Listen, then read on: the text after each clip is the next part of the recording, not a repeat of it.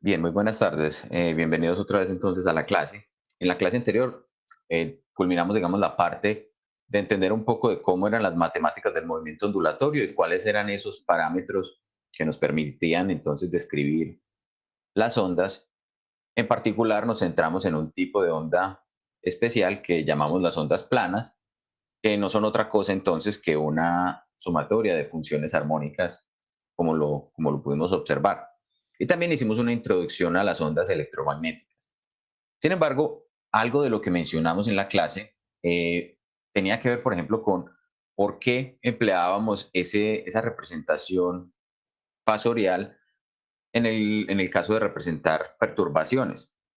Dijimos que eso tenía que ver con la manera como la representación de Fourier nos permitía descomponer una señal o descomponer en este caso, una perturbación ondulatoria en sus componentes espectrales, es decir, sus componentes por diferentes frecuencias, cada una de esas frecuencias con su longitud de onda particular, con su amplitud particular, y entonces eso nos va a interesar conocer.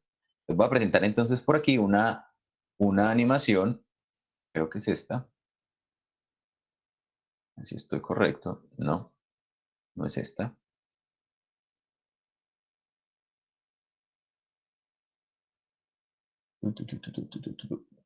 Tal vez esta, sí.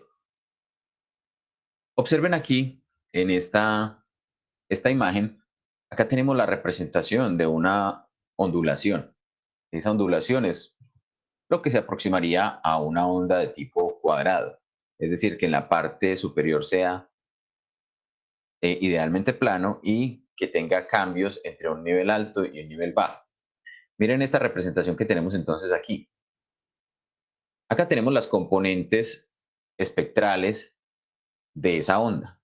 Miren que van a ser tres ondas diferentes, pero la característica de esas tres ondas es que las frecuencias van a ser, van a ser diferentes. En este caso son tres números impares, uno, 3 y 5.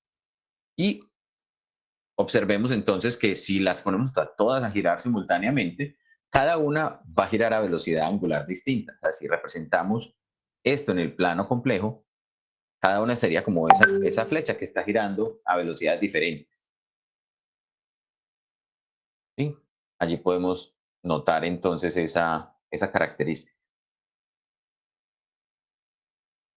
Sin embargo, cuando esa representación la ponemos conectada o ligada una frente a la otra, es decir, si sumamos como si fueran vectores, donde ponemos la cabeza del vector, así como se está haciendo aquí, miren lo que estamos haciendo. El vector azul tiene la cola aquí y la cabeza acá. Justamente ahí ponemos el vector rojo, con cola aquí y cabeza acá. El vector verde y luego el vector negro. Y al momento de superponer estas señales, miren que tenemos entonces la señal con X, 3X, 5X, 7X. Observen que lo que se logra es precisamente, si seguimos solo la puntica del vector negro, tendremos entonces la superposición de esas señales que conformaban o en las cuales se descompondría esta perturbación de señal cuadrada. ¿Listo?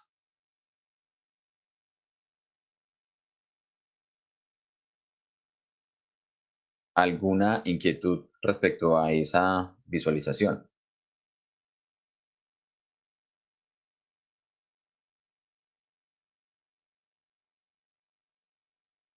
Bien, entonces vamos ahora a continuar con, con la presentación. ¿Sí? Esencialmente estábamos en esta posición. Habíamos hablado de que las ondas electromagnéticas eran ondulaciones, o como lo describía Maxwell en su momento, eran ondulaciones transversales del mismo medio. Recuerden que para Maxwell el medio que rodeaba o el medio en el cual estaban embebidas todos los objetos que hacían parte del universo, lo conocían como el éter. Y entonces, él decía, las ondulaciones electromagnéticas son ondulaciones de tipo transversal que se propagan como en forma de electricidad o producen la electricidad y el magnetismo en ese medio. No se concebía en ese momento que ellos pudieran tener una distinción distinta. Les voy a presentar ahora un video, porque en la presentación que tengo acá no les puedo mostrar este video, o al menos no que lo escuchen, pero aquí sí lo puedo presentar como una pestaña. Vamos a buscarlo por aquí. Este. Es este mismo video, para que entonces le presten atención. Me dicen si no lo escuchan, por favor.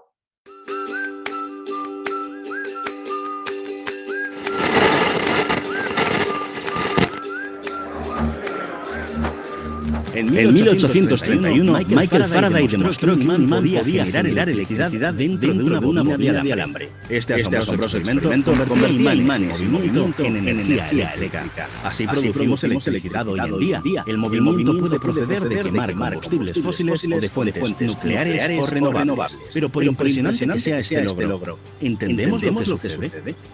¿Entendía Faraday la relación entre la electricidad y el magnetismo? ¿Perdón? Juan, se está ¿Puedes escuchando. cerrar, por favor, el micrófono? Sí, ya lo cierro. Que se escucha con eco.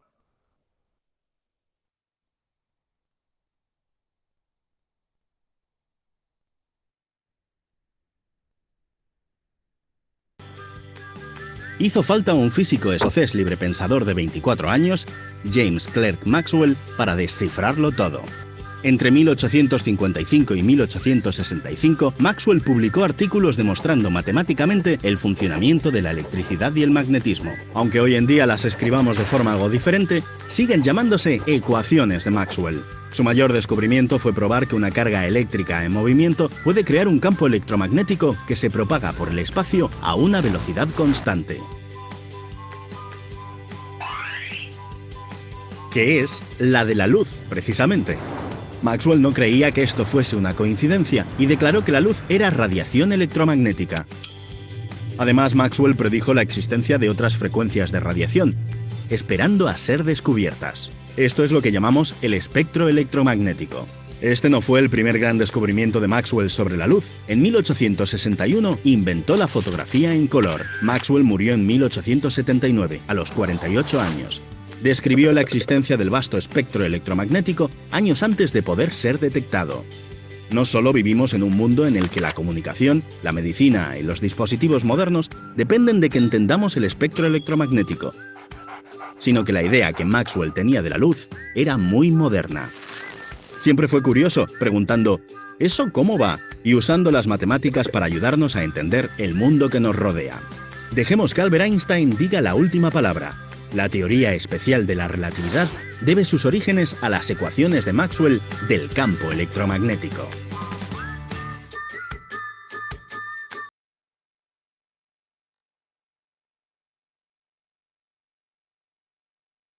Muy bien. Sus impresiones, algo nuevo que conozcan o que hayan escuchado allí acerca de Maxwell. Yo no sabía que él era el que había inventado la fotografía a color. Ah, bueno, entonces eso nos muestra que, por ejemplo, Maxwell no era un físico cualquiera, era un físico con una intuición bastante especial y con unas habilidades que son en muchos casos muy únicas, porque el tipo era bastante bueno matemáticamente, pero también era bastante bueno experimentalmente, y eso es una de las cosas importantes a resaltar de Maxwell. Entonces, una de las cosas que, por ejemplo, nos mencionan en el video es el hecho de que la ruta que siguió Maxwell para determinar que la luz era una onda electromagnética fue de las matemáticas hacia la física. La forma como él describió sus ecuaciones de Maxwell no fue a partir de la experimentación, sino que fue a partir de un amplio y vasto conocimiento matemático. Si observamos en el video, nos mencionaron que él, por ejemplo, no formuló las ecuaciones tal cual las conocemos en este momento, sino que era una formulación diferente. ¿Cierto? El trabajo de convertirlas en ecuaciones, en las 4 ecuaciones que normalmente se atribuyen a Maxwell, fue de un científico posterior y fue alrededor de 1880. Porque Maxwell dejó eran cerca de 20 ecuaciones, 20, 21 ecuaciones, lo que se conocía originalmente como las ecuaciones de Maxwell.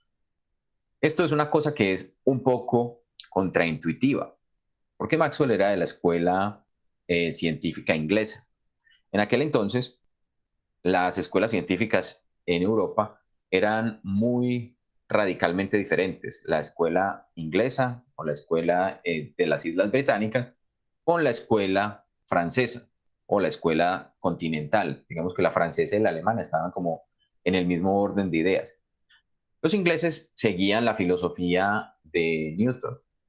Sir Isaac Newton, en sus escritos, él mencionaba que, por ejemplo, precisamente era en la filosofía experimental, vamos a leer esto que está allí, las proposiciones sacadas por inducción de los fenómenos deben ser miradas, a pesar de que las hipótesis contrarias como exactas o aproximadamente verdaderas.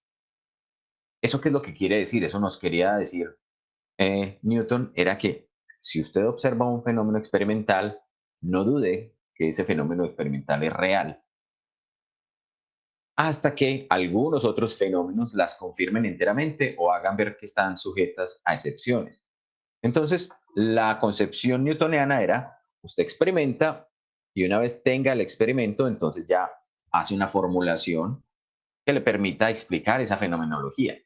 Sin embargo, Maxwell, a pesar de ser escocés, a pesar de ser de la escuela británica, lo hizo de la forma contraria. Él, a partir de la formulación matemática, encontró que físicamente debían existir unos fenómenos importantes, ¿sí? Este es un aparte del documento que Maxwell sometió a la Real Sociedad de Londres, donde presentó una teoría dinámica del campo electromagnético. Miren que fue presentada el 27 de octubre de 1864, la recibieron el 8 de diciembre y ya la publicaron. O sea, se considera que la publicaron en 1865. Esa fue como la fecha de publicación. Una de las cosas entonces importantes es esta formulación que estamos viendo allí, se conoce como la formulación eh, diferencial de las ecuaciones de Maxwell. Y entonces aquí es donde quiero que hagamos primero una pausa, porque yo estoy casi seguro que en sus cursos de física, de electricidad y magnetismo, ustedes no tuvieron la oportunidad de ver esa formulación, ¿sí? ¿O sí la vieron? Cuéntenme qué experiencia tienen con las ecuaciones de Maxwell. Juan, pues en cursos anteriores, como en literalmente casi todos después de Física 3, siempre estudiábamos o tenemos alguna cosa que ver pues con las ecuaciones de Maxwell, al menos con dos, siempre es al menos con dos, pues nunca las vemos individuales, pues porque individuales, no sé, están como incompletas, individuales no dicen mucho tampoco. Ok. Yo solo recuerdo lo del curso que vi con usted en Física 2. Ok. Entonces, si ustedes recuerdan, bueno, Cristian tal vez sí lo vio, porque Cristian estuvo asistiendo a las clases adicionales o no. Sí, sí, también. Ah, ok, perfecto. Entonces, de pronto esta parte va a ser un poquito de repetición de, de lo que ya Cristian tal vez vio, pero que de pronto los demás no lo han visto, ¿cierto? Cuando uno está dando el curso de física, electricidad y magnetismo, a duras penas termina el curso, en, digamos, su contenido, dentro de la presentación de las 4 ecuaciones de Maxwell en la forma integral. Vamos a partir de esa ecuación o esas ecuaciones integrales y la idea es que descubramos cómo fue o cómo podemos expresarla en términos de las ecuaciones diferenciales. ¿Listo? Entonces, partamos aquí de esas ecuaciones de Maxwell. La primera ecuación de Maxwell es la que conocemos como la ley de Gauss del campo magnético. Es del campo eléctrico, perdón. Ups. Estaba pensando en el campo magnético por alguna razón. Entonces, la ley de Gauss del campo eléctrico lo que nos dice esencialmente es que podemos definir un término que se conoce como el flujo eléctrico. Y ese flujo eléctrico lo podemos expresar como el producto entre el campo eléctrico y un cierto diferencial de área sobre una superficie cerrada. Cuando estamos hablando de una superficie cerrada, estamos hablando de una superficie que encierra un volumen. Esto es una superficie cerrada encerrando un volumen.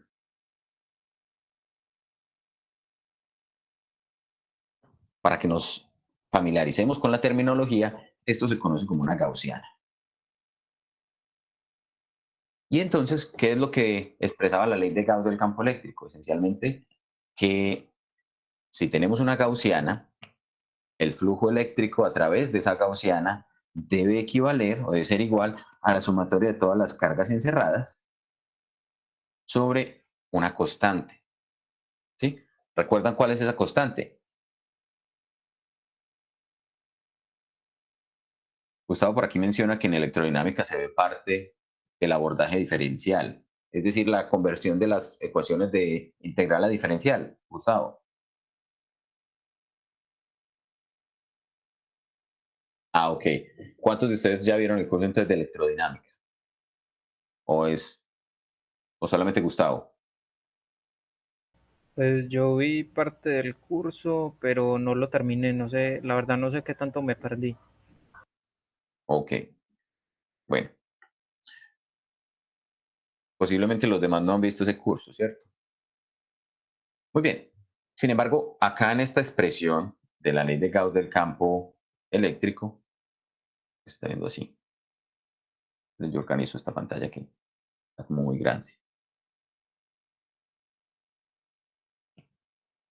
Ahora sí se ve mejor. Listo. Entonces, en esta formulación de la ley de Gauss del campo eléctrico teníamos entonces que el flujo eléctrico a través de una gaussiana es igual a una constante, a un valor constante, que era la sumatoria de las cargas encerradas o la carga neta encerrada dentro de la gaussiana sobre un valor constante que les pregunté y ninguno me respondió cuál era ese valor constante. La permitividad del vacío, pues la permitividad del medio. La permitividad del medio, ¿cierto? Entonces, para representar esa permitividad del medio lo hacemos por medio de epsilon cero, que es la permitividad en el vacío, y de un parámetro kappa que nos representa la permitividad relativa, ¿cierto? Entonces, la permitividad relativa, en el caso de que estemos dentro de un material, y esa sería la permitividad del espacio libre.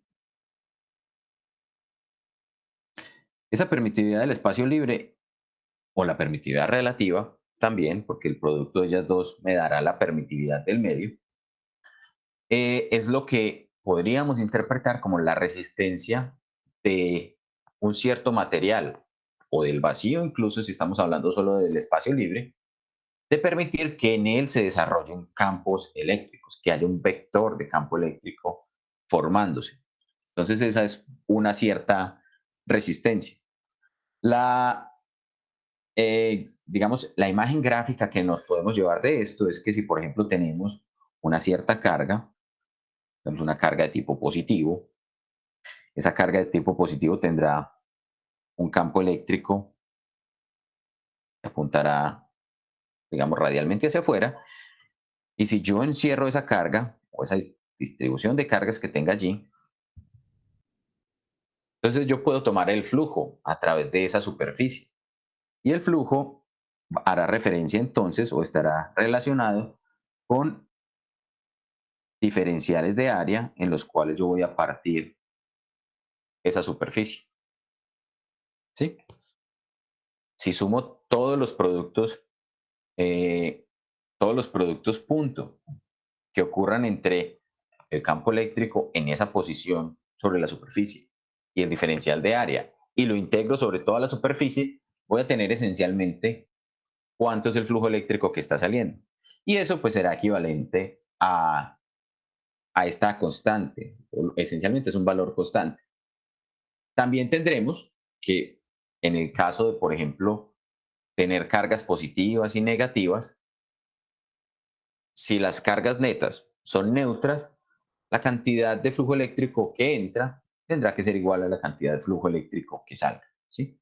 Esa sería nuestra ley de Gauss para el caso del campo eléctrico. Hay una segunda ley que se conoce también como ley de Gauss para el campo magnético o ley de Gauss del magnetismo. Esa es mucho más fácil. ¿Por qué? Porque esencialmente lo que la ley de Gauss del magnetismo nos está diciendo es que también podríamos expresar un término similar al flujo magnético como el producto punto del campo magnético y el diferencial de área a través de una gaussiana. Entonces acá pongamos de una vez gaussiana. Ya sabemos que eso es una superficie cerrada que encierra un cierto volumen y esto debe ser igual a ¿cuánto? 0. A cero, muy bien. Entonces, ¿qué es lo que nos dice la ley de Gauss del campo magnético? Esencialmente que no pueden existir monopolos magnéticos. Yo tengo una fuente de campo magnético, digamos una fuente de campo como un imán. Necesariamente ese imán va a tener un polo norte y un polo sur. Las líneas de campo magnético entonces van a salir del polo norte y van a entrar por el polo sur. Pero no solo eso, ¿sí? Salen del polo norte y entran por el polo sur. No solo eso, sino que también en el interior del material del imán, entonces esas líneas de campo se cierran entre sí. Entonces, las líneas de campo, a diferencia de las cargas eléctricas, no, no parten de una cierta fuente ni terminan en una cierta fuente, sino que son cerradas sobre sí mismas.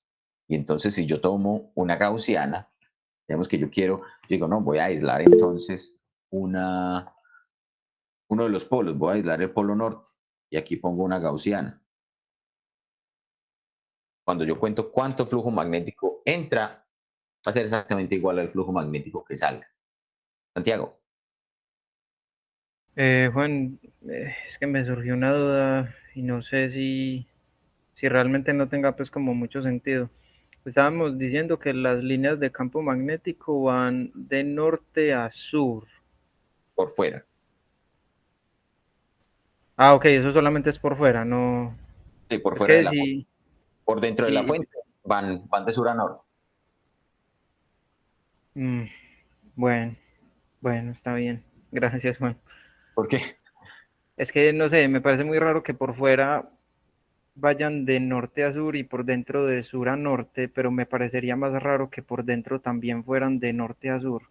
Ah, no, en ese caso, Entonces, mira, podría existir la situación en donde yo pueda aislar ese polo norte y decir, es que por acá está saliendo, digamos, por esta zona de acá, está saliendo flujo magnético y por esta otra zona también. Entonces ahí es donde ya no puede, donde ya no deja de funcionar esa ley de Gauss del magnetismo. Y entonces aparecería un monopolo magnético que, digamos que matemáticamente podría existir, pero experimentalmente no se ha demostrado. ¿Sí? Este es uno de esos casos donde particularmente, si se demuestra la existencia, habría que seguramente reproducir muchas veces esa experimentación para mostrar que no fue simplemente un error. Y habrá que entonces también considerar reescribir mucho de la física que conocemos hasta el momento, ¿sí? Pero digamos que las matemáticas lo soportarían. Es la física la que de pronto no aguante ese impacto tan repentino. Bien, tenemos entonces ya dos de las leyes en las que con las que Maxwell arrancó. Tenemos una tercera ley, se llama la ley circuital de Ampère.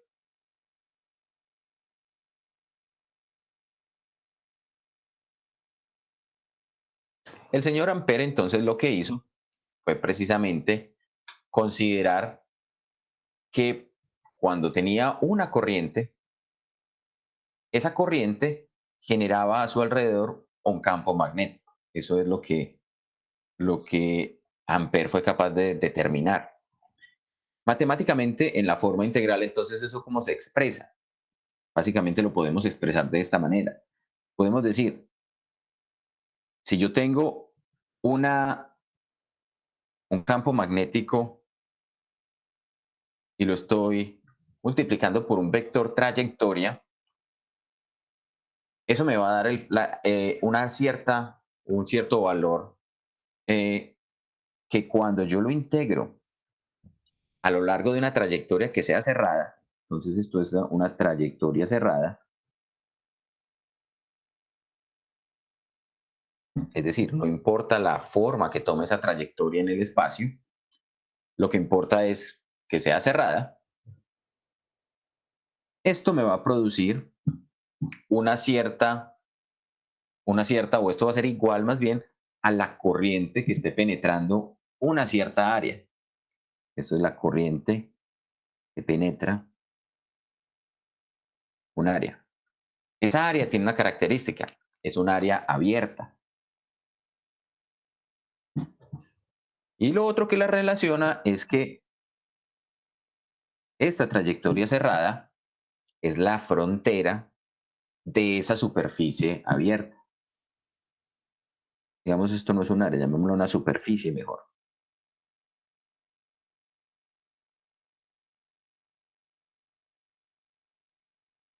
Entonces, trayectoria es frontera de superficie. Entonces, miren que acá me quedó una corriente equivalente a un término que tiene que ver con el campo eléctrico y la trayectoria. Sin embargo, para que haya una coincidencia dimensional, entonces allí tengo que tener en cuenta unas constantes que entran a jugar un papel y son precisamente una que se llama la permeabilidad relativa, ¿sí? Digamos un capa magnético y un parámetro que se llama μ0, que se llama la permeabilidad magnética del espacio libre. Entonces esto se llama permeabilidad relativa y esto se llama la permeabilidad del espacio libre. ¿Listo?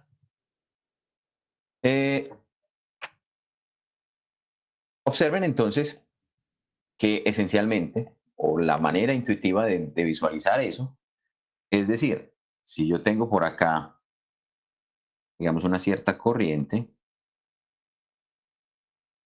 esta corriente que va por ese hilo conductor, cuando hablamos de corriente estamos hablando de cargas eléctricas en movimiento, yo puedo tomar una trayectoria alrededor de esa corriente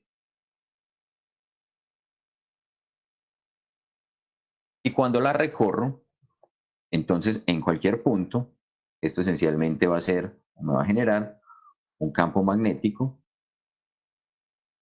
B, y por acá yo puedo determinar incluso un vector de desplazamiento a lo largo de esa trayectoria. Entonces sería mi dl, donde esto estará ubicado a una cierta distancia o un cierto radio r. Listo. Entonces, ¿qué es lo que me dice? ¿Qué es lo que decía esa ley de circuital de Ampère? Pues que esta trayectoria que yo tomé me está encerrando una cierta superficie. Esa cierta superficie, vamos a pintar por acá,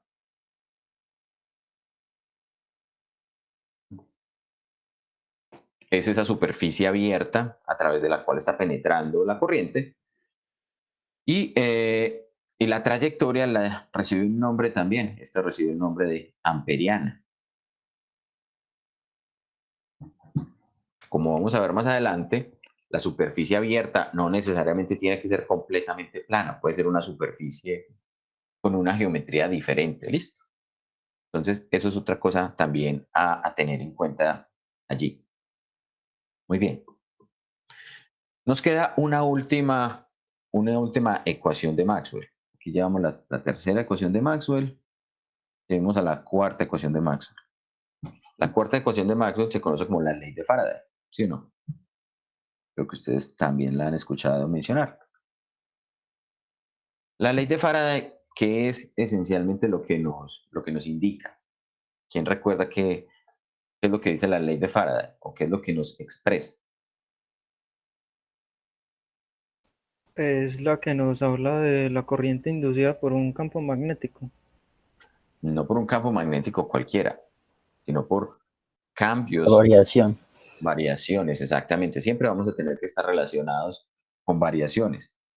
En el caso de Faraday, entonces Faraday lo que descubrió es que precisamente si usted tenía un flujo magnético, pero no cualquier flujo magnético, un flujo magnético que cambia en el tiempo, entonces usted puede expresar ese flujo magnético como quién, lo puede expresar como el cambio temporal de lo que llamamos flujo magnético, ¿cierto? B punto de A. ¿Sí? Otra vez acá vamos a tener una superficie abierta. Ay, esto me sacó de sí. Ahora sí. ¿Mm? No, vamos aquí. Ya. No sé qué pasó ahí. Un glitch del programa de escritura. Entonces, otra vez, decíamos, teníamos un campo, perdón, un flujo magnético que cambia en el tiempo.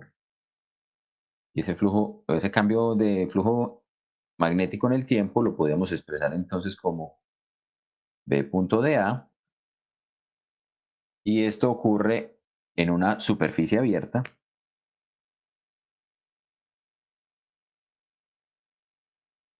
¿Sí?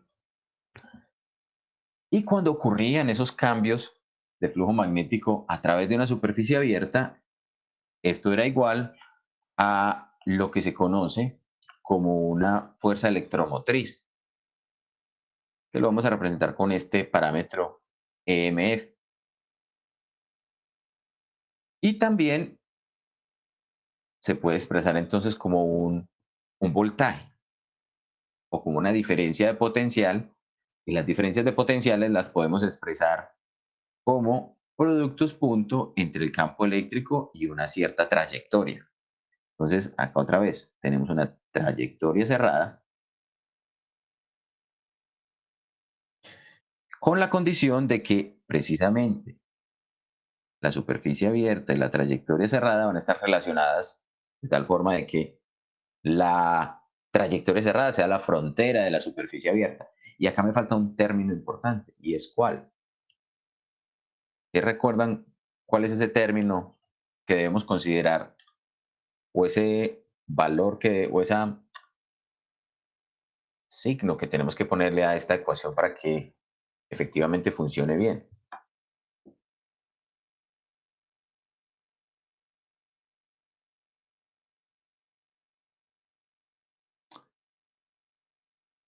Mm, mm.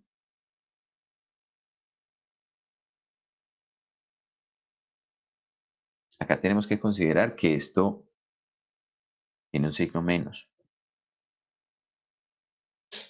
Es decir,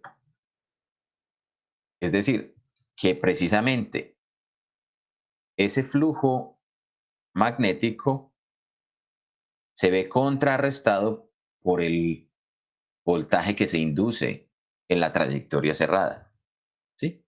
Esencialmente, esta fuerza electromotriz, ese voltaje que me genera el movimiento de cargas y que es el que nosotros empleamos para producir la electricidad, existe como resultado de la existencia del campo eléctrico. Entonces, básicamente lo que nos está diciendo esta ley de Faraday es que si se generó ese cambio del flujo magnético, habrá un campo eléctrico cuya finalidad sea precisamente oponerse a esa modificación, oponerse a la manera como esté cambiando este flujo magnético. Así es como tenemos que leer esta ecuación. Entonces, si nosotros, por ejemplo, tuviéramos el campo magnético, digamos, en una cierta región, sabemos que las líneas de campo magnético se cierran sobre sí mismas, pero concentremos como si estuviéramos solamente en una parte. Es decir, si estuviéramos, por ejemplo, haciendo pasar un imán a través de una cierta espira. Entonces, si decimos que en este caso, por ejemplo, el flujo magnético está aumentando, estos son líneas de campo magnético, entonces tendremos que tener precisamente alrededor de eso, tendremos que tener un campo que se oponga a un campo eléctrico que se oponga a esa flujo magnético que está aumentando. Y ese campo magnético va a estar precisamente rodeando y debe ir en qué dirección el campo magnético. Perdón, el campo eléctrico.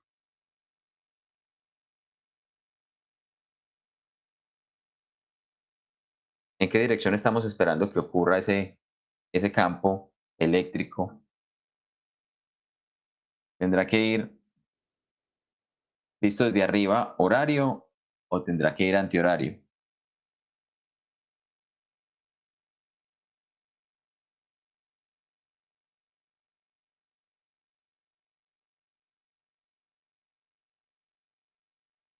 Pues según la regla de la mano derecha, o sea, antihorario. Estamos seguros. Miren que estamos diciendo que precisamente el flujo magnético está aumentando.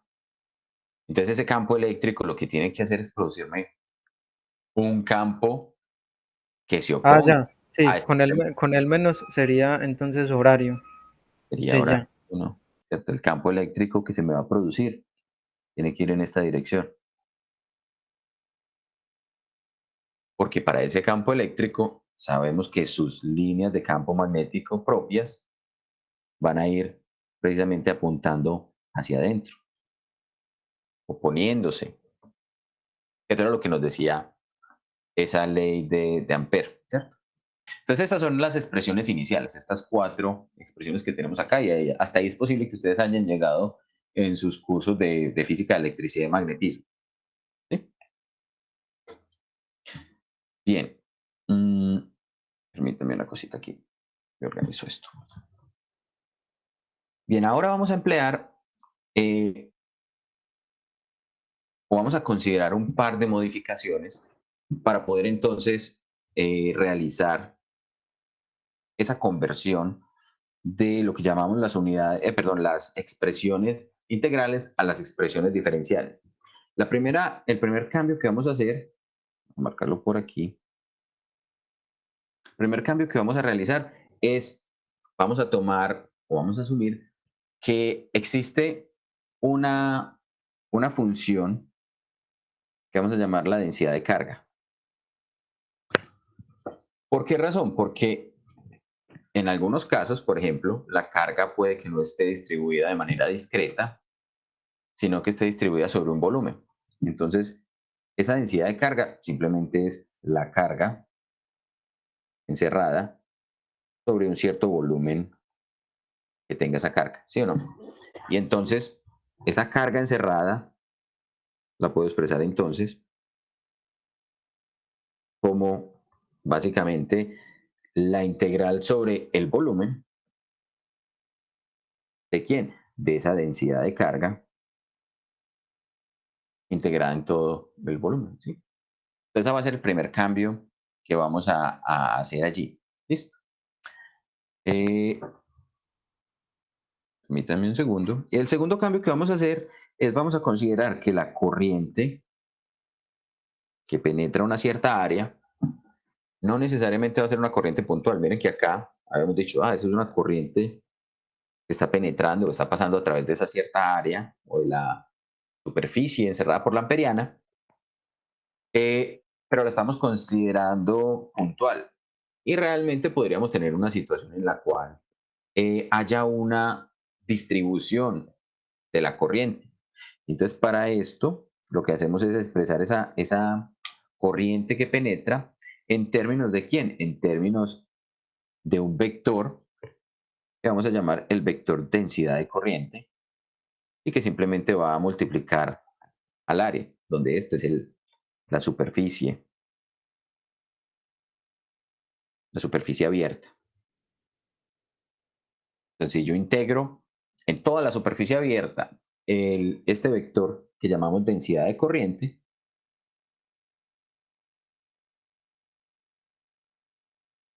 voy a obtener entonces la corriente total. Este vector densidad de corriente tiene unidades de amperios, no, amperios metro cuadrado. Este está en amperios por metro cuadrado, y cuando lo multiplico con el vector de área me quedan entonces amperios. Listo, ahí estaría la equivalencia dimensional. Bien, ahora, ¿qué hacemos entonces con eso? Pues esa sería la primera parte de entender qué es lo que tenemos allí. La segunda parte es aplicar unos teoremas que ustedes seguramente vieron cuando vieron su curso de cálculo en varias variables. Uno de ellos se llama el teorema de la divergencia.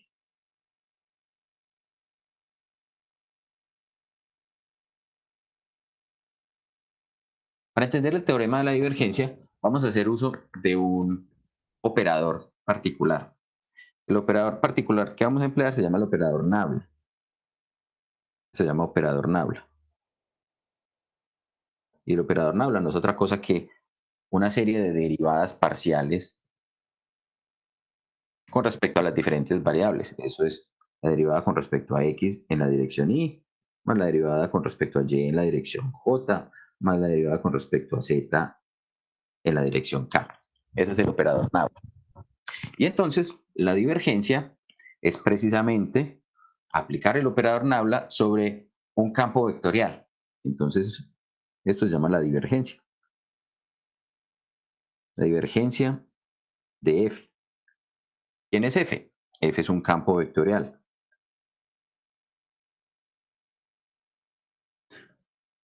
Y esa f lo puedo expresar como, esencialmente, recuerden que cuando hablamos de campo vectorial, estamos hablando de una cantidad en dirección y. Esa cantidad puede ser escalar o funcional, o una función en términos de las otras variables. Entonces, una cantidad P en dirección I más una cantidad Q en dirección J más una cantidad R en dirección K.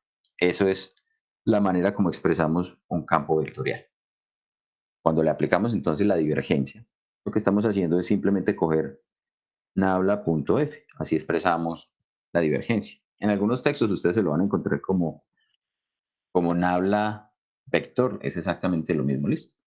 O también en otros textos, dependiendo de donde ustedes estén estudiando, van a encontrarlo como div f. Sí, muchos de los textos que están en inglés van a aparecer así en términos de simplemente decir las tres primeras letras de la operación divergencia, pero es exactamente lo mismo. Entonces, aplicar ese nabla.f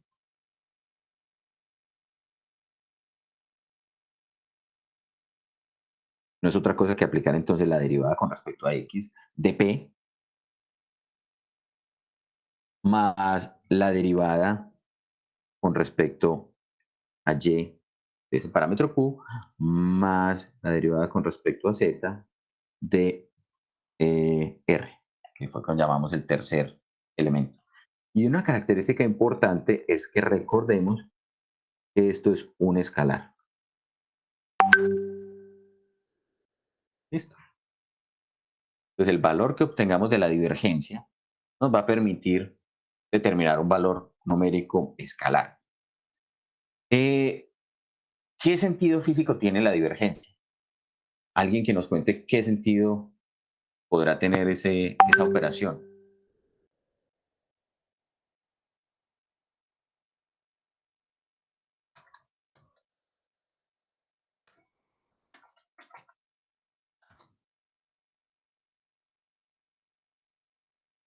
Si Idea. mal no recuerdo, es como la cantidad de vectores que salen en una cierta área. Es algo similar a un flujo de líneas de campo. Lo podemos asociar a un flujo. Sí, eso es una muy buena idea. Juan, Asociarlo a. no, Hola, Luis Miguel. Juan, pues, no sé cómo decirlo, pero pues, la divergencia nos dice como respecto a un punto que tanto divergen el conjunto de vectores. Pues no sé cómo expresarlo bien. Mira que respecto a un punto realmente no sería adecuado considerarlo porque estamos hablando de que P, Q y R son la representación de todo el campo. Entonces no sería una propiedad puntual. La divergencia es una propiedad de todo el campo. Entonces de pronto ahí hay un concepto que hay que aclarar. Listo.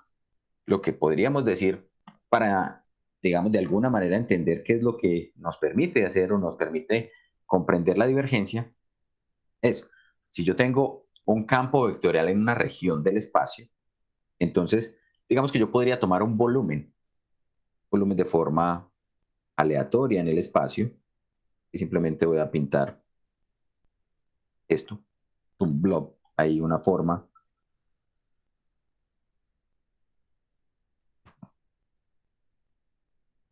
Y yo sé que ese campo F, entonces va a tener, dependiendo de su forma, puede estar entrando, saliendo, puede apuntar hacia allá, hacia acá, cualquier cosa. Esas son las componentes del campo F. Una idea que puedo tener, que podemos de manera intuitiva asociar con la divergencia, es suponer qué tanto está llegando o qué tanto se está llenando esa región del espacio como efecto del campo o del campo vectorial que tenemos allí asociado, o qué tanto está saliendo, qué tanto se está vaciando esa región del espacio, si lo asociamos a material. Entonces podríamos decir, sin cambiar, digamos, el volumen de análisis, podríamos decir, o podríamos de alguna manera intuitiva, pensar en cómo es la densidad de una región del espacio. Entonces, si en esa región del espacio están llegando más líneas de campo vectorial que las que están saliendo, de alguna manera estamos aumentando la densidad de lo que esté allí, porque entra más de lo que sale. Si pasa lo contrario, si lo que tenemos es líneas que estén saliendo, entonces también podríamos asociarlo con precisamente disminución de la densidad. Pero miren que como estamos hablando de una cierta frontera en ese volumen aleatorio que tomé allí, entonces también lo puedo relacionar con vectores de área. Entonces yo puedo en esa superficie tomar vectores de área y eso es precisamente lo que me permite hacer el teorema de la divergencia. El teorema de la divergencia, entonces, ¿qué es lo que me dice? Ese teorema me dice que si yo tengo una cierta superficie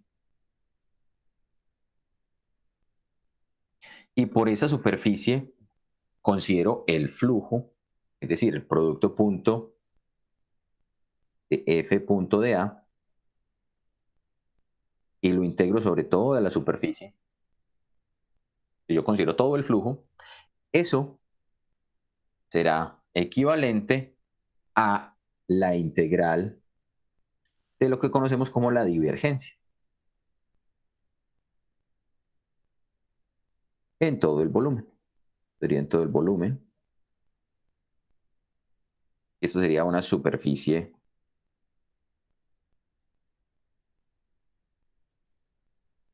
que encierra el volumen. Obviamente, entonces, la superficie está relacionada con ese volumen que tenemos allí. Listo. Como es una magnitud que es escalar, entonces podemos tener que esa divergencia puede ser positiva, puede ser negativa o puede ser cero. En el caso de que sea positiva, estamos asumiendo que el campo vectorial principalmente apunta hacia afuera de ese volumen que estamos considerando. Y lo asociamos con algo que conocemos como las fuentes. Entonces, si la divergencia de F es mayor que cero, a esto lo asociamos a una fuente. Si esa divergencia de F es menor que cero, a esto lo asociamos a un sumidero. Es decir, una región donde ingresa material. Y si es cero, Entonces, el flujo neto es cero. Lo que entra es igual a lo que sale. Esta parte o este teorema de la divergencia y esta teoría de las funciones vectoriales y analizarlas a partir de la divergencia se utiliza mucho en fluidos. Porque en fluidos uno puede asumir que, por ejemplo, las regiones de donde salen los fluidos se pueden considerar como fuentes. Si se hace un análisis vectorial, vamos a tener entonces que su divergencia va a ser positiva.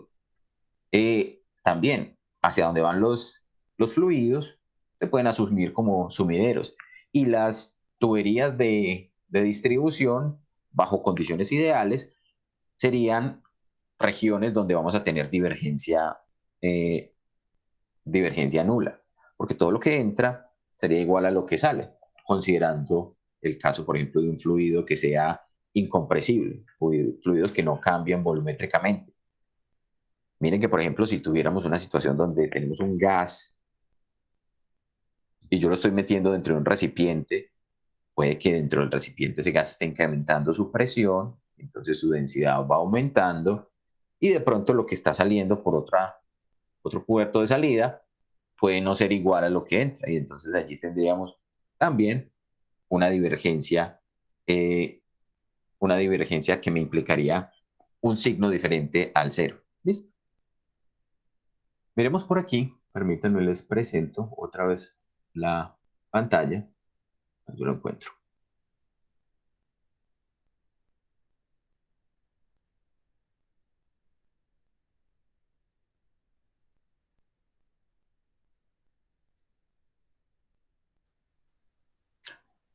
Bien, acá tenemos una representación de un campo vectorial. Recuerden que los campos vectoriales serían campos donde en cada punto del espacio yo puedo asociar un vector que me indique una cierta dirección.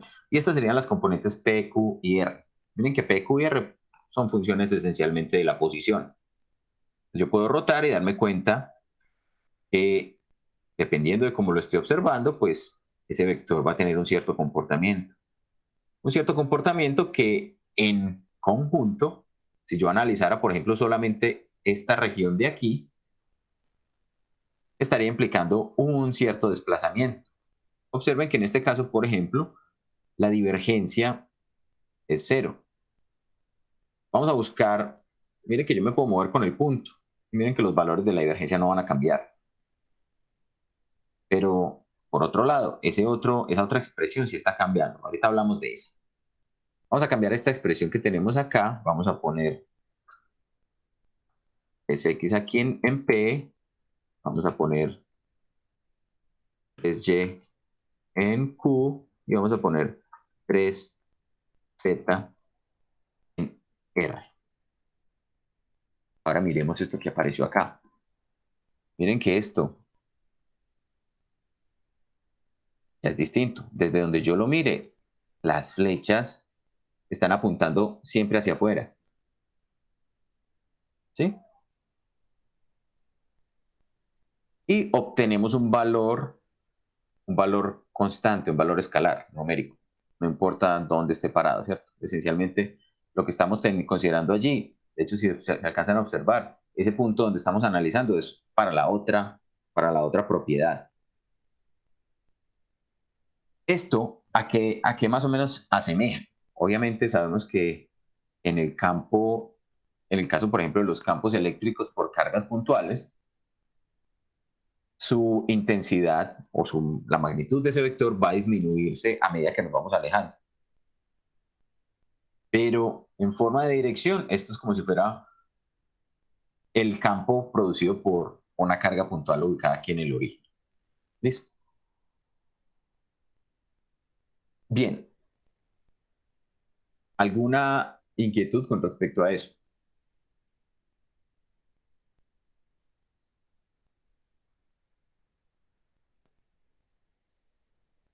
Hasta ahí está claro. Listo. Muy bien, entonces, ¿cómo vamos a hacer para utilizar esto en el caso de las ecuaciones de Maxwell? Pues entonces vamos a tomar, digamos, la primera ecuación de Maxwell, la ley de Gauss para el campo eléctrico.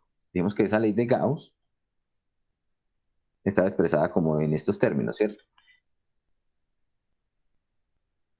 El flujo de campo eléctrico a través de una superficie gaussiana era igual a la sumatoria de la carga encerrada sobre kappa epsilon 0. Y entonces, miren que acá podemos decir, en términos de ese vector de densidad, esto lo podemos expresar como ¿quién? Recuerden que por acá dijimos, vamos a cambiar la densidad, la carga encerrada por la integral de carga de B. Entonces esto es 1 sobre kappa epsilon 0, la integral de la densidad de carga en el volumen. No hemos cambiado todavía el sentido de la ecuación, de las ecuaciones de Maxwell, ¿cierto? Sigue siendo aún la versión integral. Y entonces, miremos esto. Miren que, por ejemplo, acá lo que yo puedo decir es, bueno, si este flujo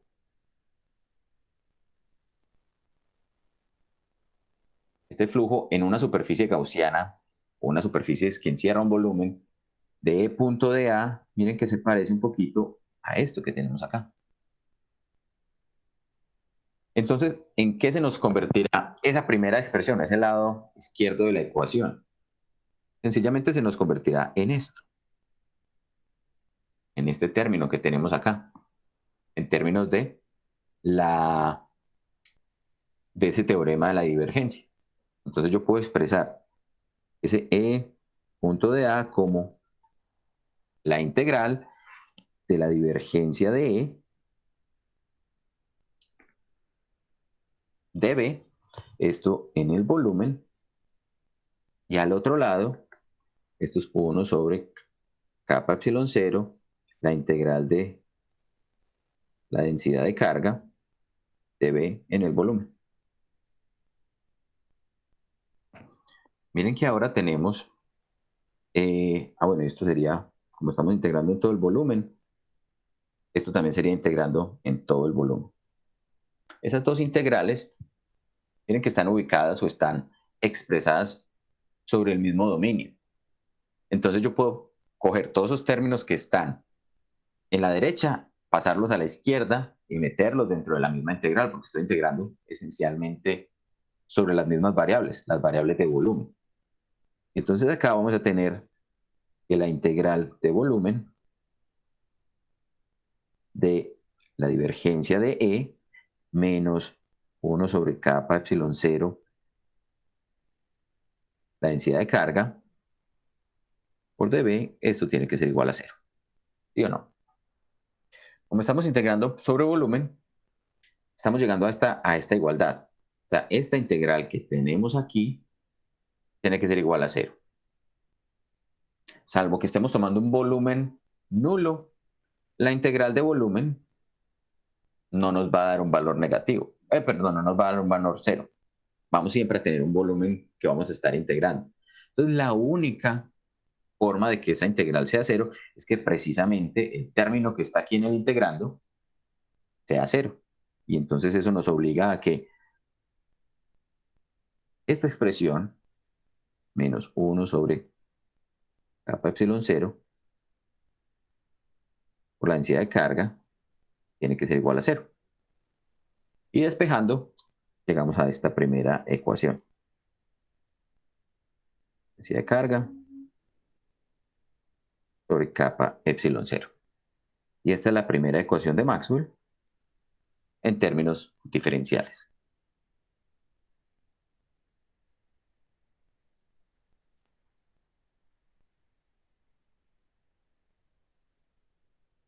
Listo.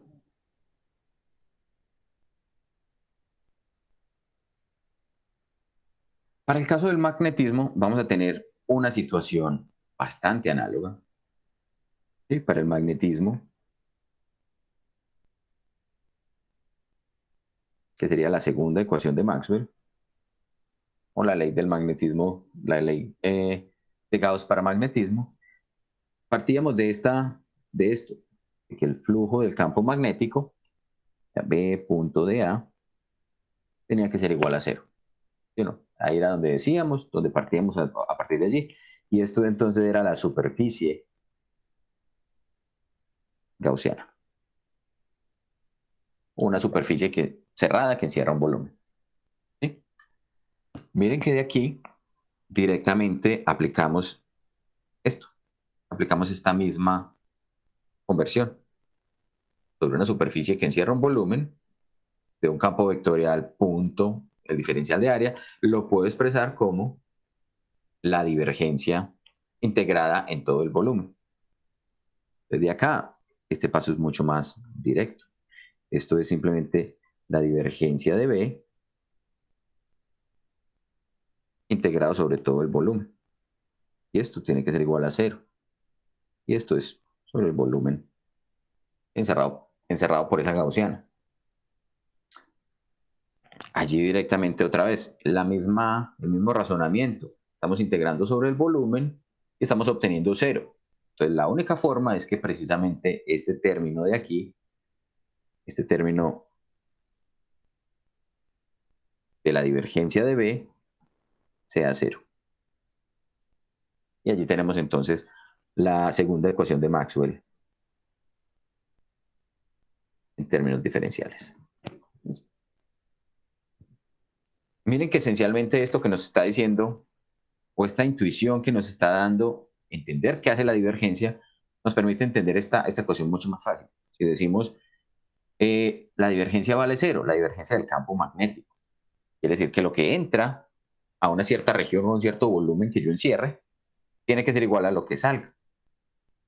O en otras palabras, esa intuición que teníamos cuando dibujamos el esquemita de decir que las líneas de campo que entran tienen que ser iguales a las líneas de campo que salgan, también es equivalente o coherente con el hecho de que la divergencia va a ser nula.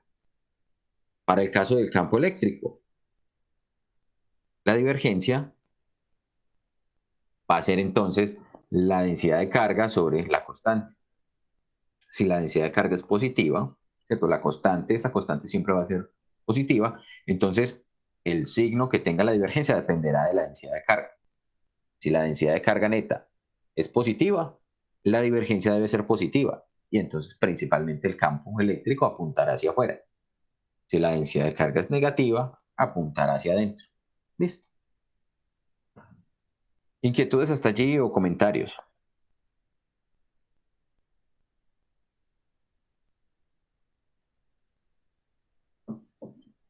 Ninguno.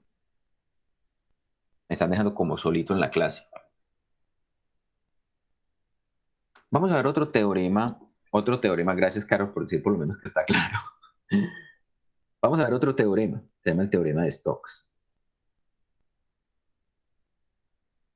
El teorema de Stokes también es posible que ustedes lo hayan visto en su curso de cálculo de varias variables.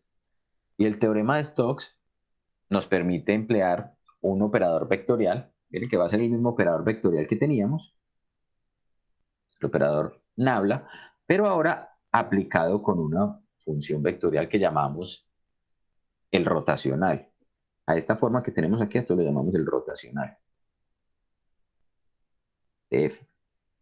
En inglés, si ustedes lo van a buscar, pueden encontrarlo de esta manera, pero también lo van a encontrar como curl. En cualquiera de los dos casos, pues va a ser equivalente. En este caso, miren que ese operador ya no me va a dar un valor escalar como respuesta, me va a dar un valor vectorial. Entonces va a cambiar dependiendo de la posición y de la direccionalidad que esté tomando. Si habíamos dicho que F era ese campo P en dirección I más U en dirección J más R en dirección K, entonces la manera de operar o la manera de aplicar el rotacional de F no es otra cosa que buscar el determinante. Esa es la manera como manual de hacerlo, considerando tres direcciones, I, J, K, y acá vamos a considerar la derivada con respecto a X, este sería el operador nabla, la derivada con respecto a Y, la derivada con respecto a Z, de P, Q y R. Y acuérdense que para determinar o para obtener ese determinante, entonces decíamos, en la dirección Y, entonces anulo esta y esta fila y esta columna, y hago las operaciones este por este menos este por este. Y entonces eso nos permitía expresar ese operador como, vamos a ponerlo por aquí. Entonces en la dirección Y sería la derivada de R con respecto a Y menos la derivada de Q con respecto a Z. Esto en la dirección Y. Cambiamos el signo para el siguiente.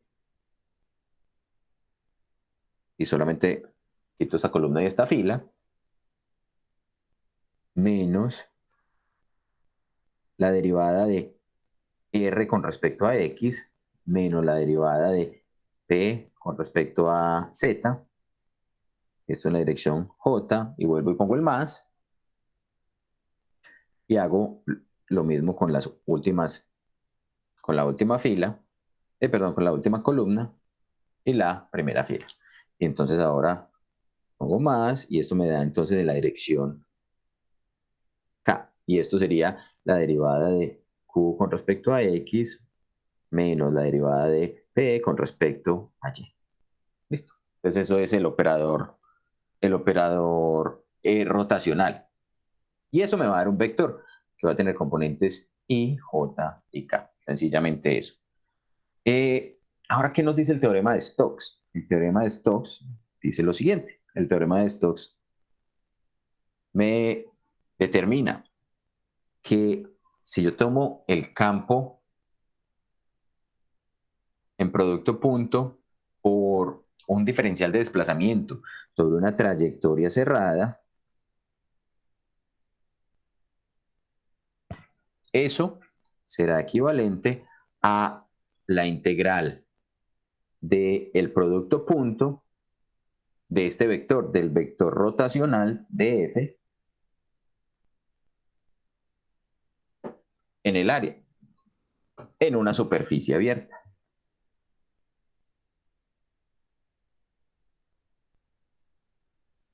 Entonces miren que esto es esencialmente, lo podríamos interpretar como el flujo del rotacional.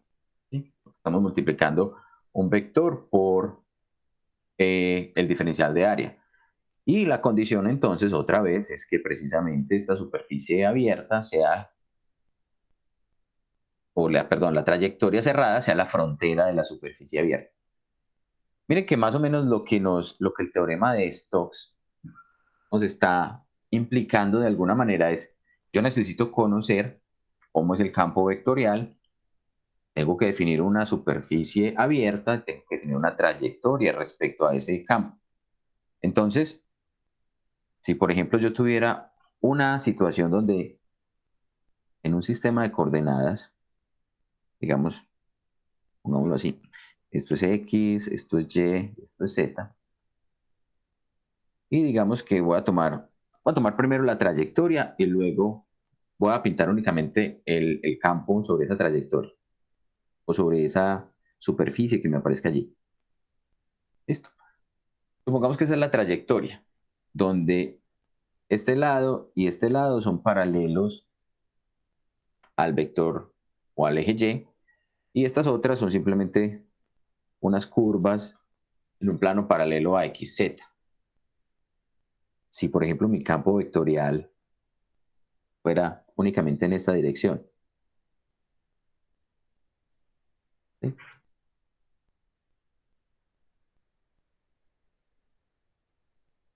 Digamos que ese campo vectorial fuera una constante en la dirección del vector J.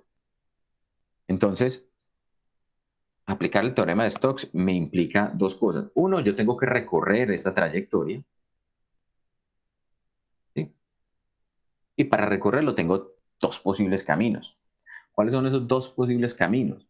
Un camino es arrancar y hacerlo en este sentido, y el otro camino es hacerlo en el sentido opuesto. ¿Cuál camino es el camino que es válido? Cualquiera de los dos, ¿cierto? Cualquiera de los dos puede ser el camino válido. Pero tengo que considerar en qué dirección apuntará el área. Porque si nos damos cuenta, el teorema de Stokes implica que tengo que hacer una integral de flujo. O sea, la integral de este producto por el área. Entonces el área va a tener posiblemente también una cierta influencia. Si nos paramos en el área, miren que acá voy a tener esa área, yo la puedo dividir en diferenciales. Y ese diferencial yo lo puedo asociar a un vector normal. Y ese vector normal puede apuntar o hacia allá, ese vector normal unitario, o puede apuntar hacia abajo. Y entonces, ¿cuál será la trayectoria? ¿Cuál será el sentido adecuado para tomar ese flujo y esa trayectoria que voy a realizar para aplicar el teorema de Stokes? ¿Alguien recuerda?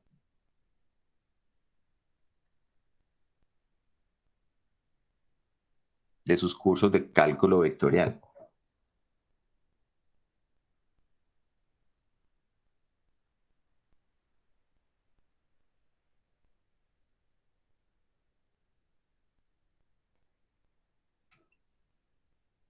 Es porque son así. Me va a tocar sacar la ruedita.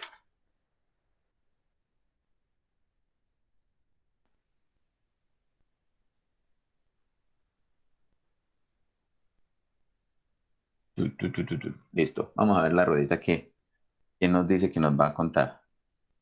Santiago otra vez.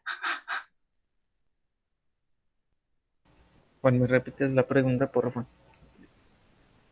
Aquí tenemos que aplicar el teorema de Stokes, ¿sí o no? Entonces el teorema de Stokes, vamos a cerrar esto aquí. Vamos a parar de compartir para que se vea la pantalla. El teorema de Stokes tiene dos partes. La parte de recorrer una trayectoria cerrada. Pues acá tengo una trayectoria cerrada que la puedo recorrer en esta dirección, ¿sí? Como la estoy siguiendo con el puntero del mouse, o la puedo recorrer en la otra dirección, ¿cierto? Cualquiera de las dos formas de recorrer esa trayectoria es válida. Y tenemos una evaluación de un flujo. Ese flujo es el rotacional en producto punto por el dA. Pero el dA, como les acabé de decir, es un vector que estará asociado a un vector normal, ¿cierto? Este sería mi dA. Pues puede apuntar hacia allá o puede apuntar hacia allá. Cualquiera de los dos dA es un dA válido. Entonces, ¿cuál sentido y cuál dA debo tomar? Emanuel dice que hace mucho vio cálculo vectorial.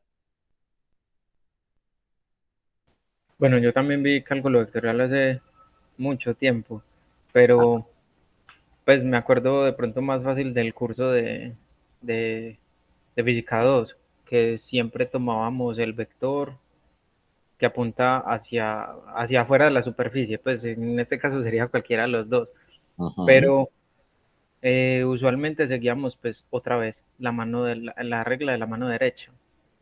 Entonces, en Es ese decir, caso, si lo vamos a recorrer pues en sentido antihorario, se ok. tomaría el vector que está no punteado, el continuo, el vector larguito. Listo. O sea, eso es lo que usted me está diciendo. Entonces, si yo determino que voy a recorrerlo así, me quedo con este vector de acá. ¿Sí? Sí, es eso. Y si se va a recorrer pues en el otro sentido, pues entonces se toma ese el otro vector. Muy bien, esa intuición o eso que usted acabó de hacer es exactamente la manera de operar aquí o de la manera mnemotécnica de recordarlo. Entonces, si ustedes toman la mano derecha, digamos, este es el pulgar, y en esta dirección cierran los dedos, ¿sí? Esta es una mano derecha, a ver si me haya quedado muy fea. Entonces, miren que efectivamente, si el pulgar apunta hacia arriba, los dedos se curvan en este sentido. Entonces yo puedo decir, es que este puede ser mi vector de A y este va a ser mi trayectoria a seguir. Cuando yo doy el curso de cálculo vectorial, a mí me lo explicaron de una manera diferente, que todavía me acuerdo cómo me la explicó el profesor. Él dijo, usted la manera de seleccionar la trayectoria, el sentido de la trayectoria es, piense que usted es un muñequito, ¿cierto? Usted es este muñequito y como muñequito tiene que caminar por esa trayectoria. Entonces su cabeza apunta en la dirección del vector de área. Esto apunta en la dirección del vector de A. Y la mano izquierda apunta hacia adentro del área que usted está evaluando. Si la mano izquierda le está apuntando para el otro lado, usted está en el camino erróneo o está tomando el vector diferencial. Pero así me lo explicaron a mí, así me acuerdo todavía. Pues como quieran que ustedes se lo aprendan, bien sea la mano derecha, que es, digamos, una herramienta que se emplea muy frecuentemente cuando estamos hablando de todas estas interacciones en la física, especialmente pues en el electromagnetismo, o bien sea por el muñequito y la mano izquierda, como lo aprendí yo. Lo importante es considerar esa trayectoria. Entonces, ahora bien, ya que tenemos eso definido, miremos qué es lo que nos dice esa integral de trayectoria, esa primera parte del vector. Ay, ¿qué yo hice aquí? Esta primera parte del vector. Como es una integral cerrada y tengo 4 tramos, yo puedo dividir eso en 4 tramos. Entonces, este es el tramo 1, este es el tramo 2, este es el tramo 3 y este es el tramo 4. Entonces, esencialmente, lo que voy a hacer allí es precisamente definir, vamos a definirlo con un color que se note un poco más, pronto el verde se nota un poquito más, definir mis vectores de desplazamiento de L a lo largo de la trayectoria y operar f punto de L. Entonces, por ejemplo, si esta fuera la situación, esta integral cerrada de f punto de L sobre toda la trayectoria, yo la puedo partir en una integral de f punto de L a lo largo de la parte 1 más una integral de f punto de L la parte 2 más una integral en la parte 3 de f punto de L más una integral en la parte 4 de f punto de L. ¿Listo? En la parte 1, miren que tendríamos f, en este caso, f está apuntando en la dirección en la que me estoy moviendo. Eso me va a dar un valor positivo. En la parte 2, miren que ahora mi diferencial de desplazamiento está apuntando hacia allá. Este es mi dl, pero mi vector de campo es perpendicular. Entonces el producto punto entre vectores que son perpendiculares, ¿cuánto nos da? 0. 0, ¿sí o no? Entonces esto me da 0. En la parte 3, mi vector de desplazamiento tendrá que apuntar hacia allá. Entonces será en dirección contraria a la dirección en la que apunta mi vector de campo. El campo apunta hacia allá. Esto es F. Entonces el producto punto me va a dar un producto negativo porque el coseno del ángulo que están formando ellos sería -1. Entonces esto me va a dar un valor negativo. Y en el último caso, estaríamos en esta trayectoria, digamos, moviéndonos hacia abajo. Mi dl también va a ser perpendicular a f. Entonces otra vez nos vuelve a dar 0. Entonces, en términos prácticos, si el campo es uniforme, lo negativo se cancela con lo positivo y esta integral de línea me debería dar 0. ¿Sí o no? ¿Qué es lo que me dice el caso o la parte del rotacional? Miren que habíamos dicho que el rotacional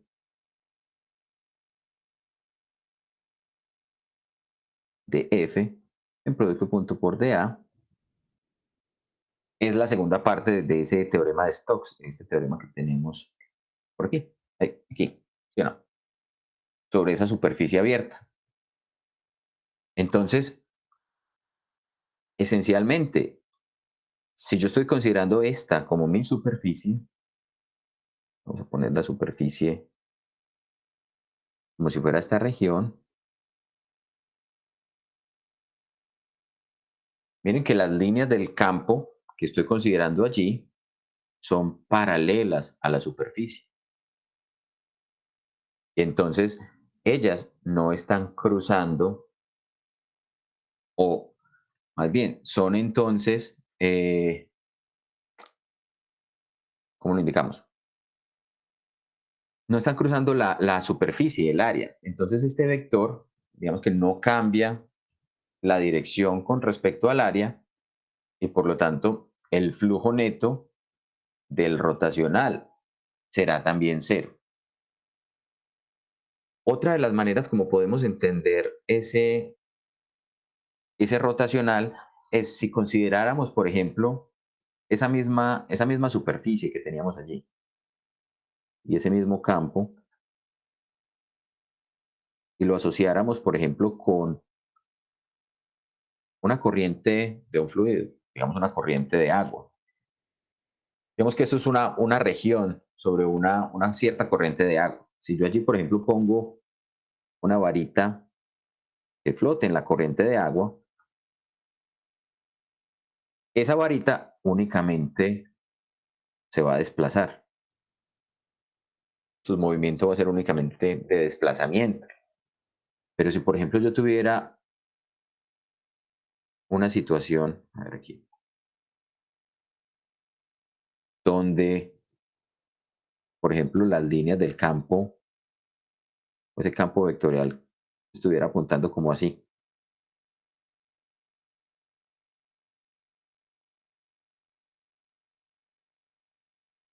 Entonces pongo esa misma varita, la pongo a flotar allí, pero entonces acá lo que estaría haciendo esta región es empujarme la varita hacia allá y esta parte de acá me estaría empujando la varita hacia allá. Entonces el efecto neto que va a sentir la varita es un torque sobre el eje perpendicular.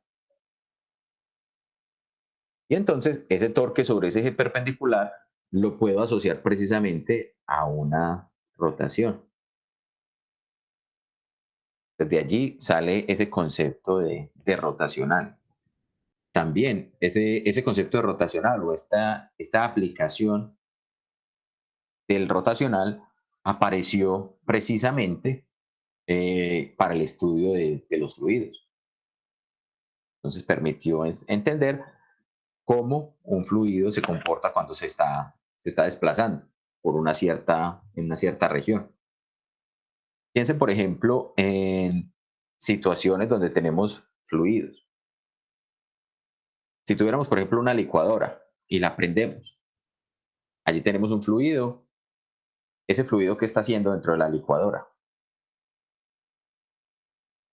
¿Cierto? Está únicamente girando. Si yo pongo un punto o si yo observo un cierto punto del fluido, ese fluido simplemente va dando vueltas.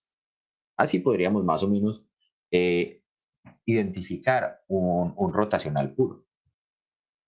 Pero no todos los fluidos que están rotando necesariamente van a ser rotacionales puros. Fíjense, por ejemplo, cuando se llena el lavamanos y ustedes retiran el tapón. ¿Qué pasa con ese fluido que estaba contenido en el lavamanos? Yo me imagino que todos han observado esa fenomenología que ocurre.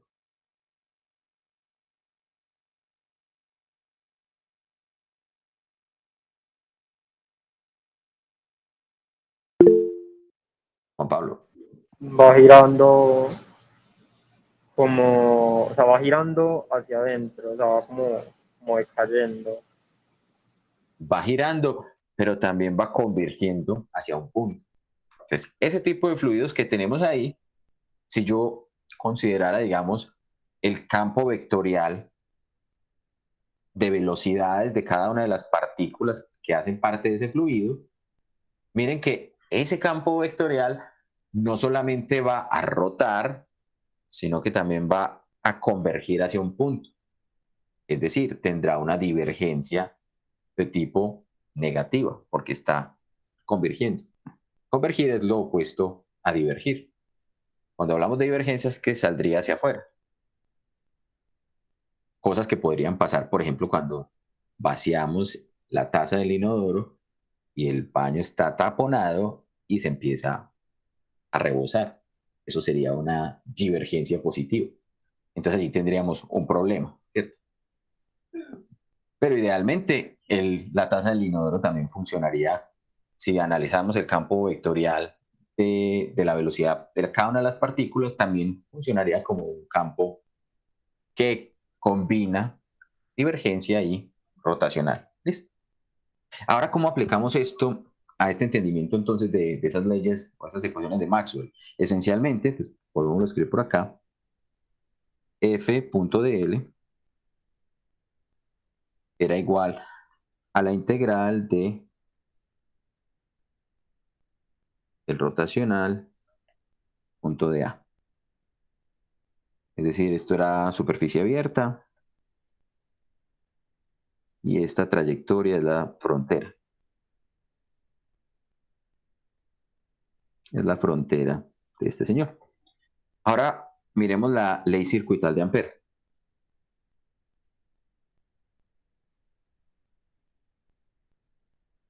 La ley circuital de Ampère tenía entonces el campo magnético de esta manera. Vamos a ponerlo así para que alcancemos a ver la parte de arriba. Y decía que esto era entonces una constante de permeabilidad magnética por mu sub 0 por la corriente que penetra. Y esto lo cambiamos por precisamente la permeabilidad relativa por mu sub 0 por una integral que dijimos esto es el vector densidad en producto punto por el área. Entonces, miren que esencialmente podemos convertir este término que está aquí a la izquierda, que se parece mucho a este término que está aquí a la izquierda. Es esencialmente la misma formulación. Y entonces simplemente decimos, bueno, entonces se nos convierte el lado del campo magnético, lo convertimos en el rotacional del campo magnético, el producto punto por dA, y esto tiene que ser igual a K sub M o a la permeabilidad relativa, por la permeabilidad del vacío, por J punto dA. Y ahora nos quedaron los dos términos en las mismas variables de integración. Estamos integrando sobre un área, ¿cierto? Podemos pasar otra vez todo aquí a un solo lado. Nos queda entonces que la integral del rotacional de B menos Km por mu sub 0 por J, todo en producto punto por dA, tiene que ser igual a 0. Otra vez estamos integrando sobre un área. El área no va a ser 0, o esa parte de la integral no va a ser 0, entonces la única forma es que esto de aquí de adentro sea 0, ¿sí o no? Y entonces llegamos a que el rotacional de B tendrá que ser igual a K sub M por mu 0 por el vector diferencia, el vector de densidad de corriente. Esto se llama la ley circuital de Ampère. Pero allí, esa expresión a la que llegamos no es una ecuación de Maxwell. Si ustedes recuerdan, a esto le falta un término. Pero lo vamos a ver un poquito más adelante para que descubramos cómo fue que Maxwell notó que esa ley circuital de Ampère estaba incompleta. Miremos ahora la ley de Faraday.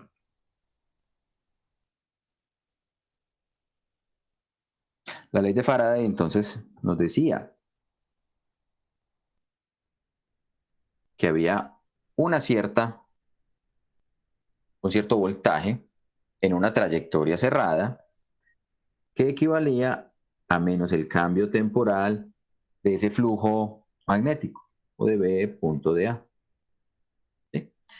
A través de una cierta superficie abierta. Esto será una superficie abierta. Y esto es una trayectoria cerrada. Y ya sabemos que esas dos deben estar relacionadas siendo la trayectoria a la frontera. Pues otra vez, este término de aquí pues se parece a este rotacional. Lo puedo expresar entonces a partir del teorema de Stokes y decir, es que esto es la integral de el rotacional de E, punto de A, y esto tiene que ser igual a menos el cambio del flujo, cambio temporal del flujo. Otra vez tenemos mismo integrando o mismas variables de integración. Puedo combinar todo a un solo lado. Menos, bueno, más cambio temporal de B. ¿Sí?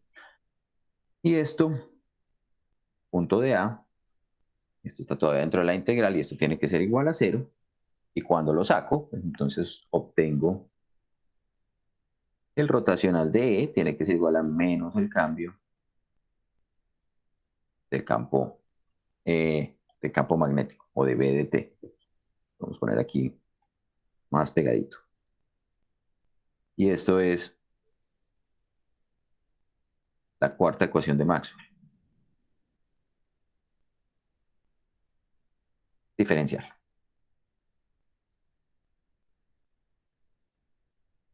Listo. Esto entonces es como el panorama o el punto en el que Maxwell se encontró en el momento de desarrollar su teoría electromagnética. ¿Sí? Miren que Maxwell, todas estas teorías ya estaban desarrolladas por Gauss, por Faraday, por Ampère.